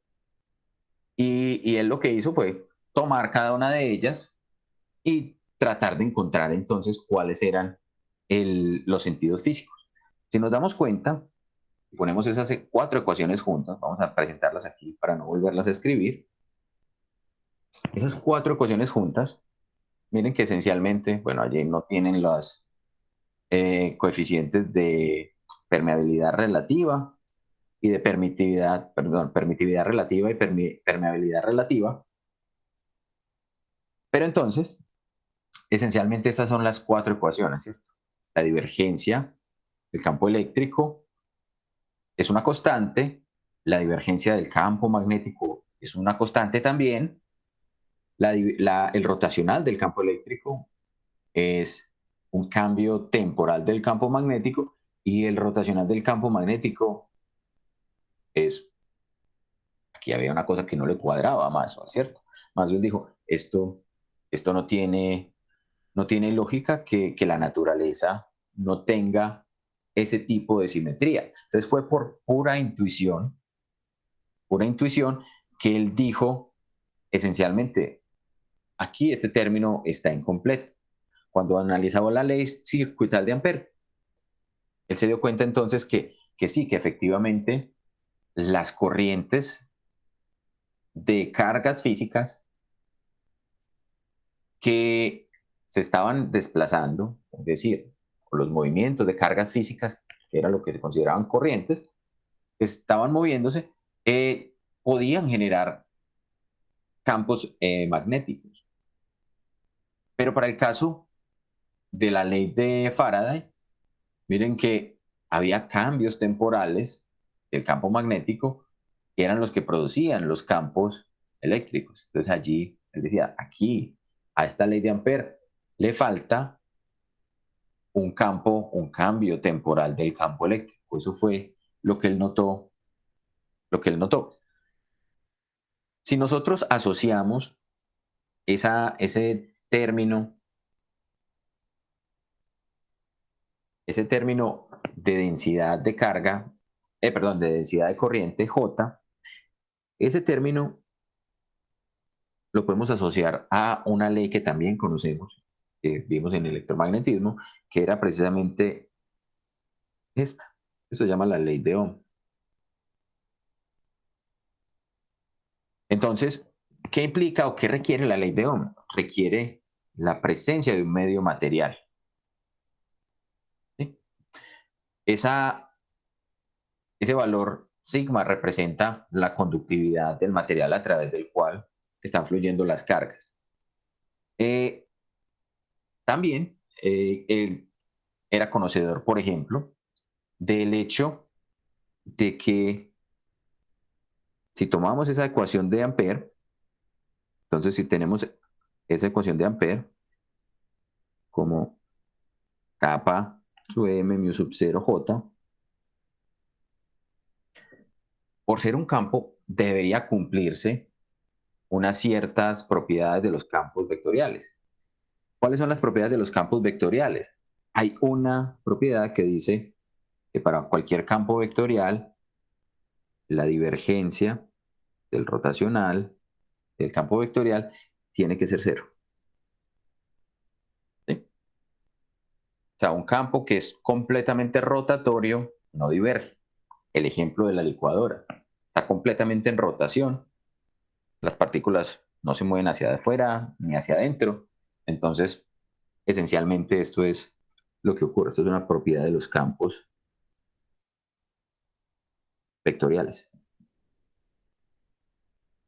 Si a esto entonces le aplicamos, o si le aplicáramos a esta ecuación o a esta ley de Ampere, ese mismo teorema, pues ¿a qué llegaríamos? Digamos que podemos tomar entonces la divergencia del rotacional de B y aplicarle el mismo operador, el operador divergencia, a mu sub 0 j. ¿Eso qué nos daría? Nos daría mu sub 0, bueno, K mu sub 0, vamos a ponerlo por aquí. Es más, hagámoslo para que no estemos cargando ese K mu sub 0, digamos que K mu sub 0 simplemente va a ser un término que llamemos mu, que es la permeabilidad, y así nos evitamos estar cargando ese kappa mu sub 0. ¿Listo? Entonces esto no es otra cosa entonces que la permeabilidad que multiplica, la permeabilidad es una constante, que multiplica a la divergencia de J. Por efecto entonces de esta propiedad, pues esencialmente acá tendríamos este campo tendría que ser igual a ¿cuánto? Esto tendría que ser igual a 0. La única manera de que fuera 0 es que precisamente la divergencia de J fuera 0.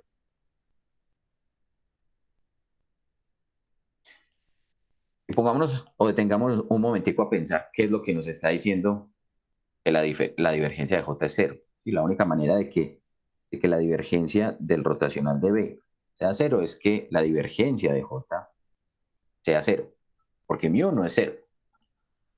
Entonces, ¿qué implicaría?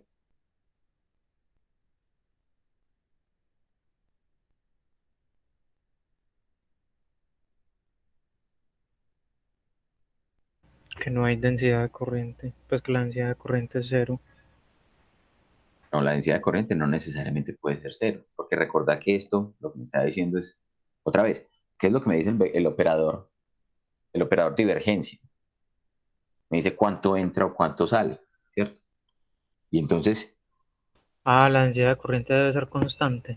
la densidad de corriente es constante. O sea, esto aplica. Eso sería únicamente, esto lo que significa es que son corrientes estacionarias. Cuando hablamos de estacionarias, son corrientes que no están cambiando en el tiempo. Y entonces, Maxwell dijo, no, esto, aquí se requiere la situación o aplicar un principio que se conoce como el principio de conservación de la carga. ¿Por qué? Porque no todas las corrientes van a ser estacionarias. Las corrientes pueden variar temporalmente. Yo puedo tener incrementos de la corriente o yo puedo tener reducciones de la corriente. Entonces, aplicando ese principio de conservación de la carga, entonces lo que Maxwell encontró fue que precisamente el tener una divergencia de la corriente o de la densidad de corriente era inverso a tener cambios temporales de la densidad de carga. Esto es densidad de corriente. Y esto es densidad de carga.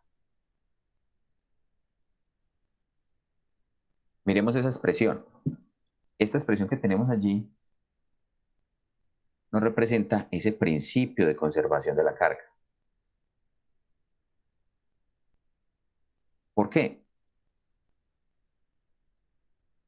Porque nos está diciendo, si la corriente cambia en el tiempo, si no tenemos corrientes estacionarias, es porque la carga tiene que estarse o acumulando o saliendo de un sitio en el cual estaba acumulada y fluyendo hacia afuera. ¿Sí? Y entonces, si la carga está ingresando a un punto, a una región, estamos hablando de divergencias negativas, ¿sí o no? Estamos hablando que está ingresando más de lo que sale. Eso es decir que estamos aumentando la densidad de carga almacenada en una cierta región. El ejemplo, digamos, de un sistema físico que ustedes tal vez conocen, en donde la carga se está acumulando. A ver, díganme, sistemas físicos que pueden acumular la carga y que cambian en el tiempo.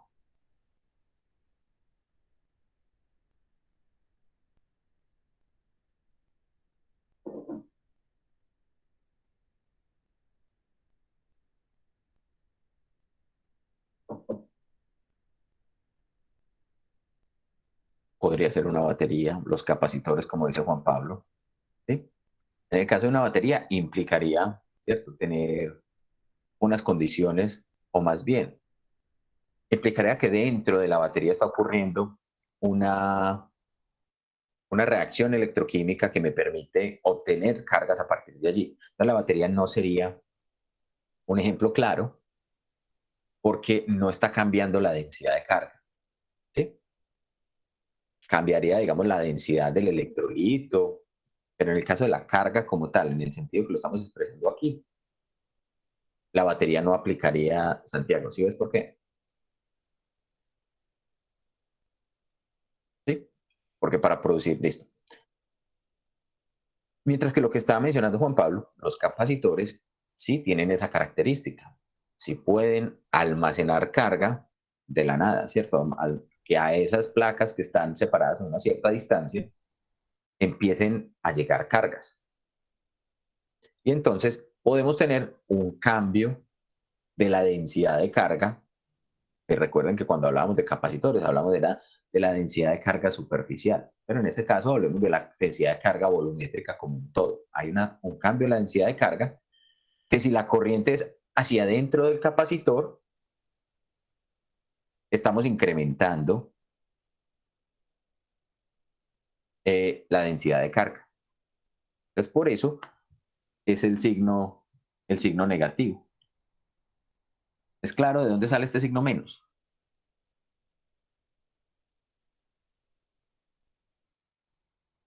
Los escucho. Juan, para mí no. ¿Me podrías por favor repetir? Gracias. Listo. Entonces recuerda que esto es una divergencia. ¿Sí? Divergencia es que las cosas salen. Entonces, si tuviéramos un capacitor, supongamos que estas son las placas del capacitor, y estuviéramos analizando, pues, o tuviéramos una corriente, entonces, supón que acá inicialmente el capacitor tenía unas ciertas cargas.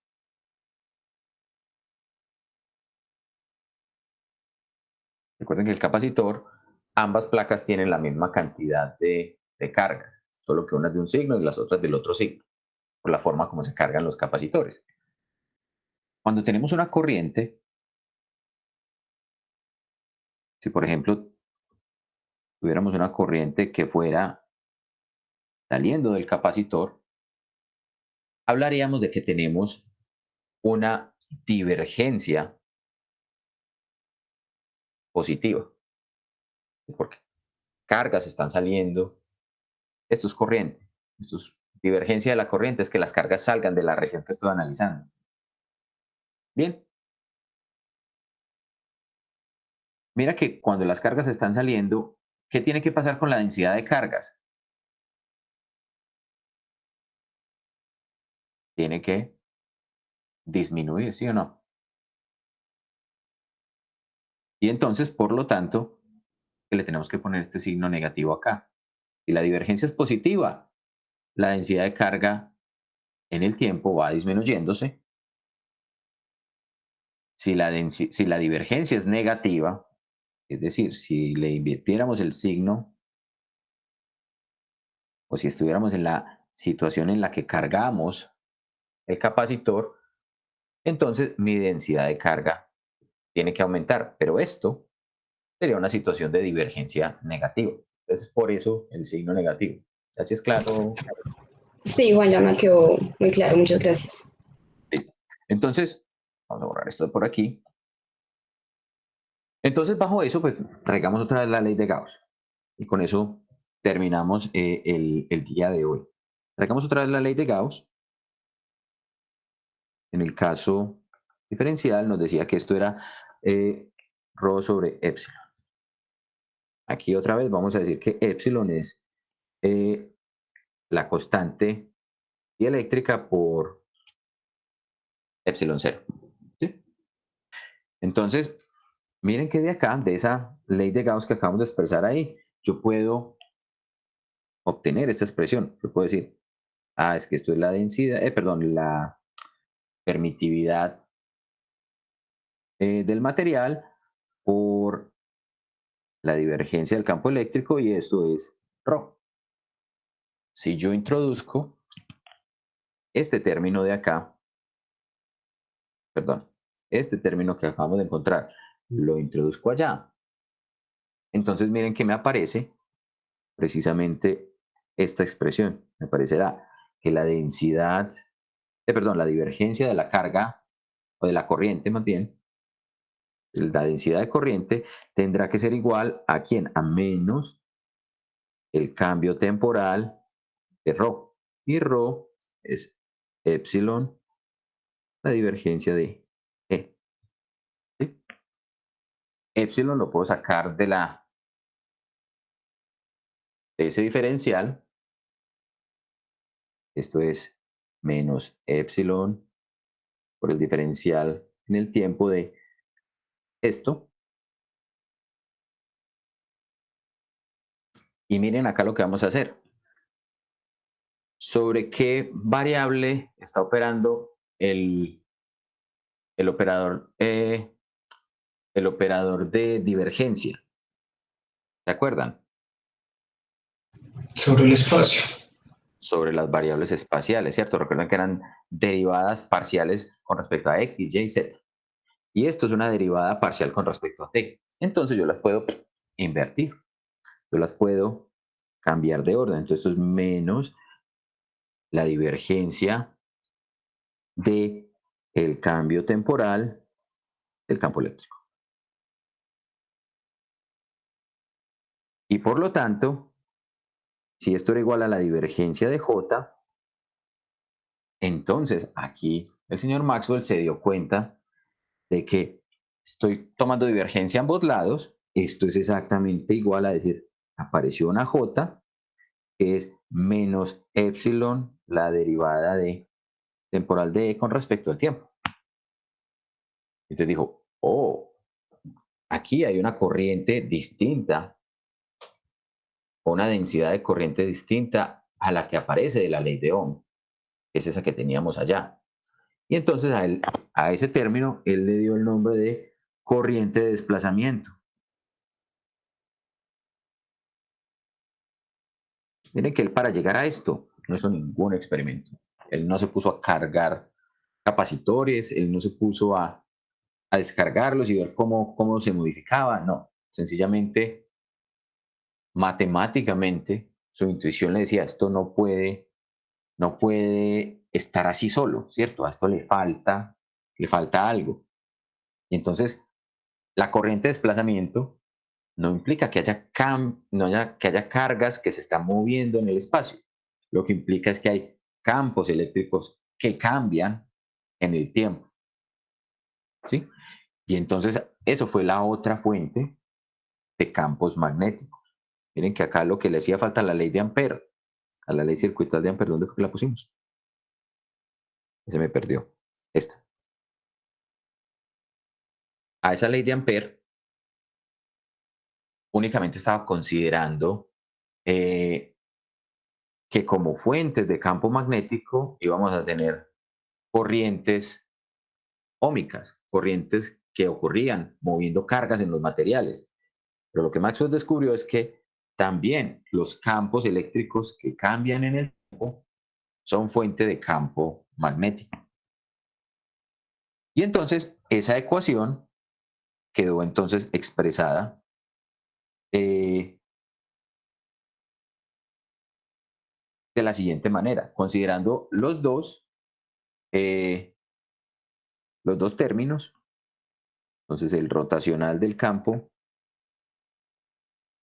magnético será entonces igual a mu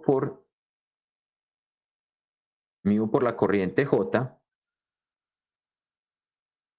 menos,